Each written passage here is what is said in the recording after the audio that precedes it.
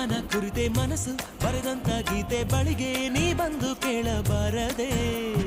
ಇನ್ನು ಎಂದು ನೇರಳ ಹಾಗೆ ನಾನು ಇವಳ ಜೊತೆಯಲೇ ಇರಲ ಅನುಗಾಲ.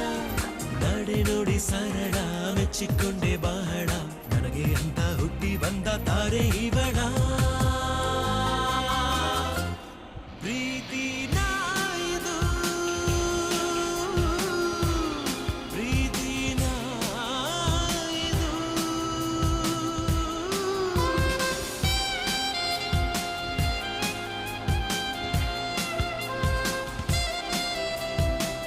Okay.